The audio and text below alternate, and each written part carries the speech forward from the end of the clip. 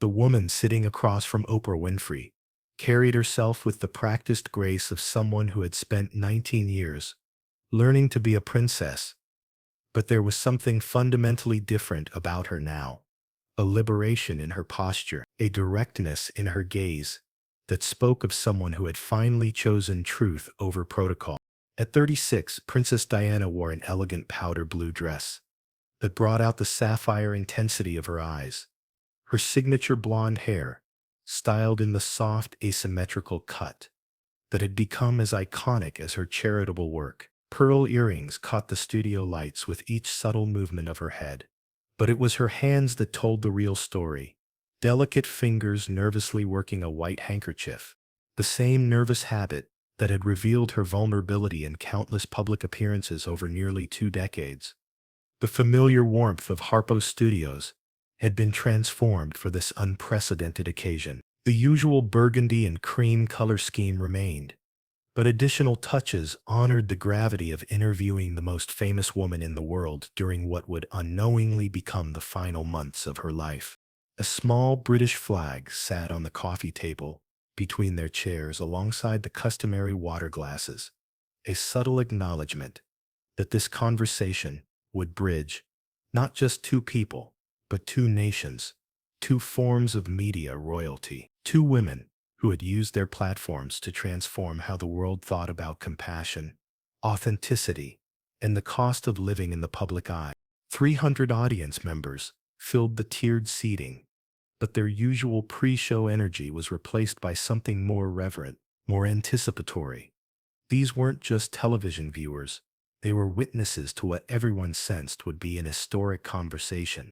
Behind the cameras, producers moved with unusual solemnity, understanding that they were facilitating not just entertainment, but a moment when one of the most scrutinized women in history would speak with unprecedented freedom about her life, her struggles, and her hopes for the future that would tragically be cut short.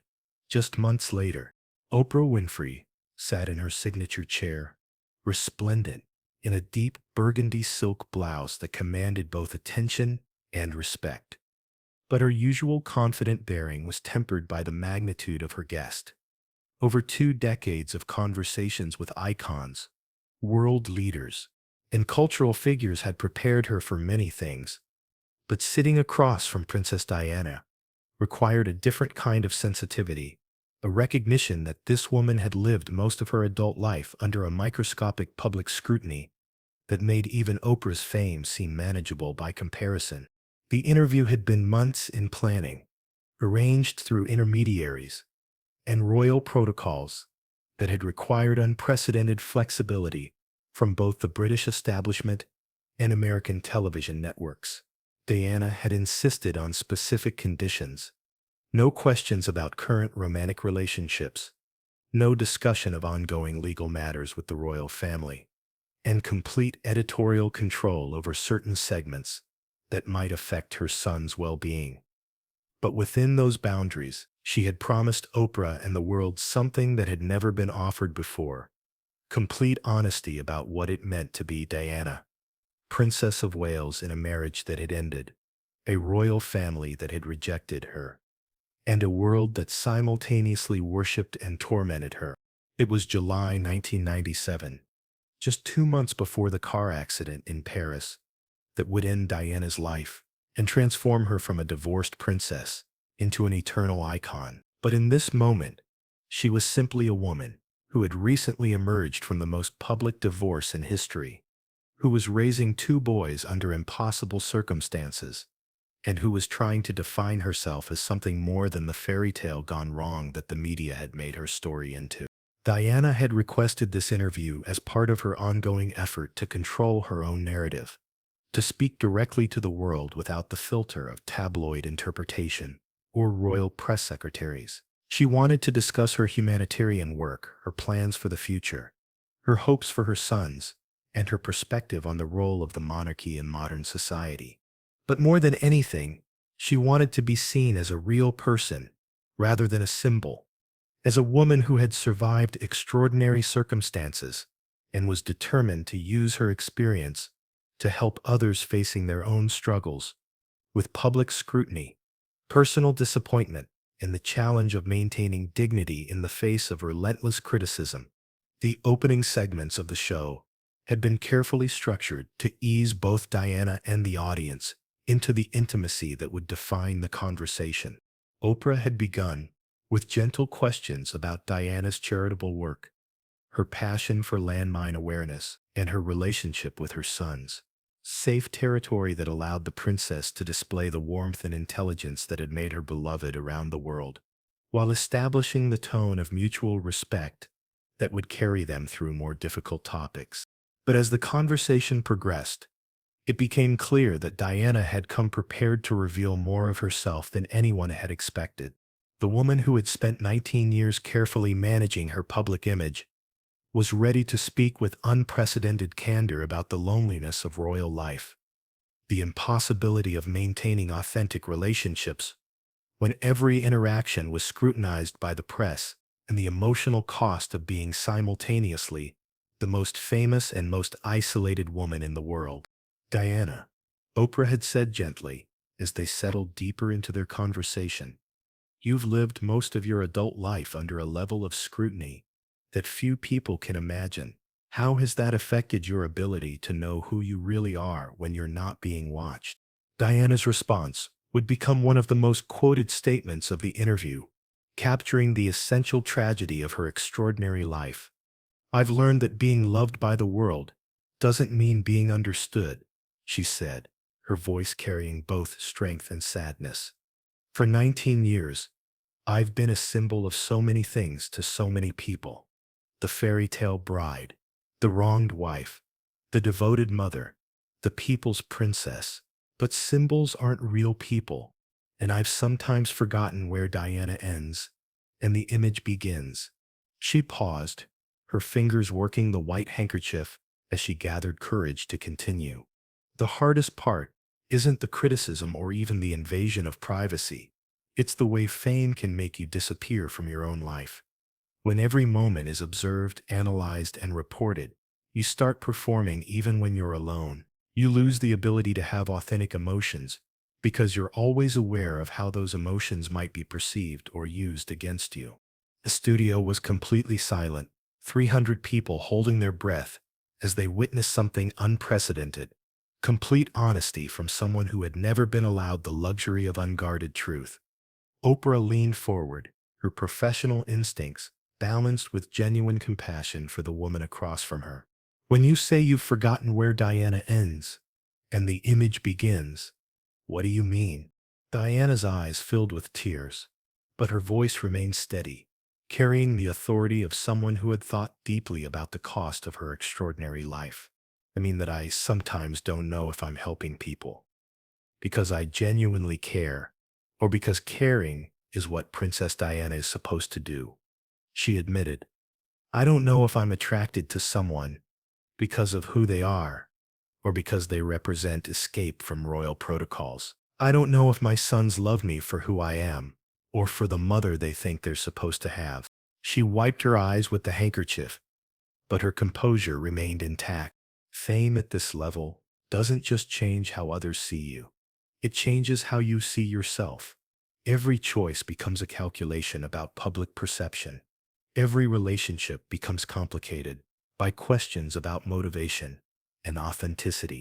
You start to wonder if any of your emotions are real, or if they're all just responses to the roles you're expected to play. Oprah was visibly moved by Diana's vulnerability, understanding that she was witnessing not just a celebrity interview, but a confession from someone who had lost herself in the process of becoming an icon. Diana, in the midst of all that performance and public scrutiny, have you found moments when you felt authentically yourself? Diana's face brightened slightly, and for the first time in the interview, she smiled with genuine joy rather than practiced grace. With my boys, she said immediately, when I'm just being their mother helping with homework, dealing with scraped knees, listening to their teenage worries, that's when I feel most real. They need me to be present and authentic, not symbolic. They force me to be Diana rather than Princess Diana. Her voice grew stronger as she talked about her sons. And in my humanitarian work, when I'm holding a child with AIDS or talking to a landmine victim about their recovery, the cameras and protocols fall away. Those moments require genuine human connection, not royal performance. That's when I remember who I wanted to be before the world decided who I should become. She paused, looking directly at Oprah. Those are the moments when I feel useful rather than ornamental, when I'm solving problems rather than just symbolizing solutions. That's the person I want to be more often. Someone who does rather than someone who simply is. Oprah recognized the profound distinction Diana was making between being and doing, between symbolic value and authentic contribution. It sounds like you're describing a desire to step away from being a symbol and become more of an activist. Diana nodded, her expression growing more determined. Exactly. I want to use whatever platform I have left to draw attention to causes that matter, not to myself. I want to be known for what I've accomplished, rather than what I've survived. I want my sons to be proud of their mother's work, not just sympathetic to her struggles. Her voice took on a passionate intensity that revealed the depths of her commitment to transformation. The divorce was devastating, but it was also liberating. I'm no longer constrained by royal protocols that prevented me from speaking about issues I care about. I can travel where I want, support causes that matter to me, and speak truth about problems that need attention rather than offering polite, diplomatic non-statements. She looked directly at the camera, speaking to millions of viewers around the world. I want to spend whatever years I have left, proving that privilege comes with responsibility, that celebrity should be used to help rather than just to entertain, that someone in my position has an obligation to draw attention to suffering that might otherwise be ignored. That's when the conversation took a turn that surprised even Oprah. Diana reached into her purse and pulled out a small photograph, not a professional portrait, but a candid shot that appeared to have been taken by one of her sons. This was taken last month, during a private visit to a children's hospital, she said, showing the image to Oprah and the camera. No press, no official photographer, just me spending time with children who were facing medical challenges that most people can't imagine. The photograph showed Diana sitting on a hospital bed, holding a young child who was clearly ill, both of them laughing at something outside the frame. Diana's hair was slightly messed, her makeup minimal, her expression completely unguarded. "This is who I want to be," she said, her voice filled with conviction. Not the polished princess in designer gowns, but the person who shows up when cameras aren't rolling, who uses her privilege to provide comfort rather than spectacle. She put the photograph away carefully. I've learned that the most important work happens when nobody's watching, when you're not trying to create an image, but simply responding to human need with whatever resources you have available. Oprah was struck by the transformation she was witnessing, from symbol to human being, from passive icon to active agent of change. "Diana, what do you want your legacy to be?" Diana was quiet for a long moment, considering a question that would prove to be tragically prophetic. "I want to be remembered as someone who cared," she said finally. "Not someone who was beautiful or tragic or wronged, but someone who used whatever advantages she had to make life better for people who were suffering." Her voice grew more emotional. "I want my sons to grow up, knowing that their mother tried to leave the world better than she found it, that she didn't waste the platform she was given, that she understood the responsibility that comes with privilege and attention." She looked directly at Oprah.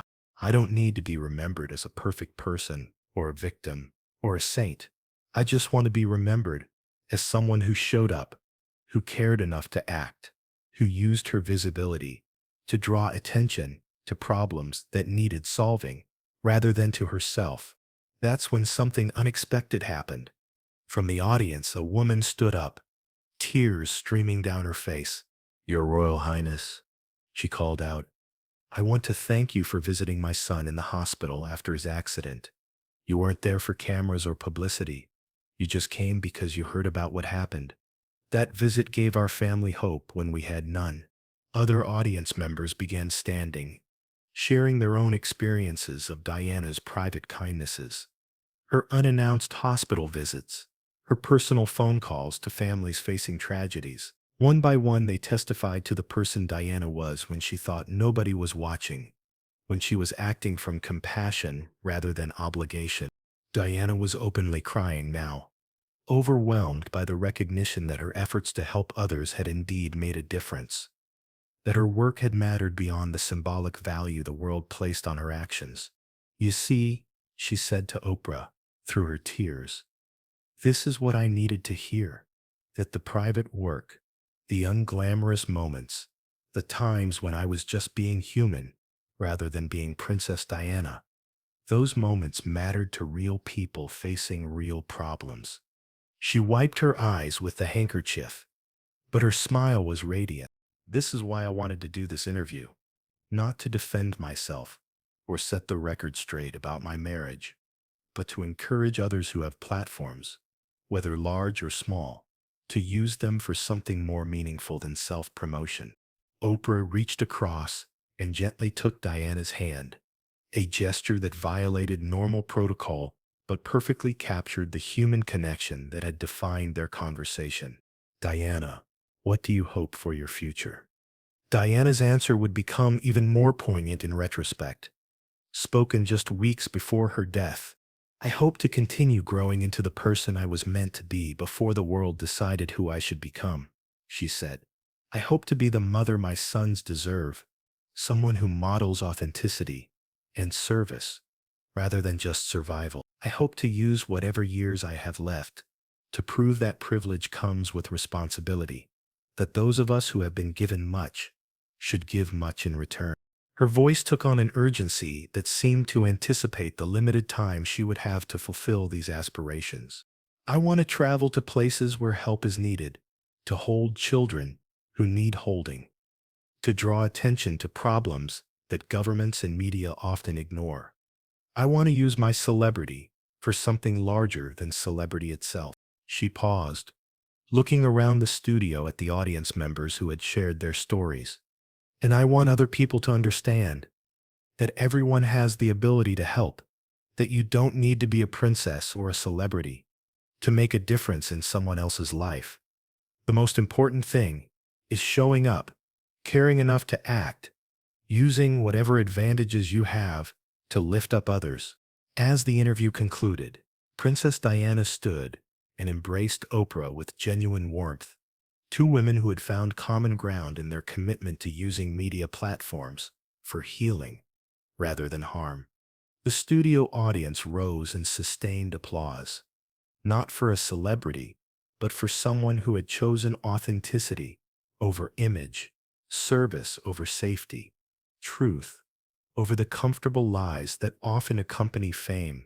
In the weeks that followed, Diana's interview with Oprah would be remembered as her most honest and hopeful public statement, a roadmap for the humanitarian work she planned to pursue in her post-royal life. The photograph of her holding the sick child became an unofficial symbol of her commitment to private kindness over public spectacle.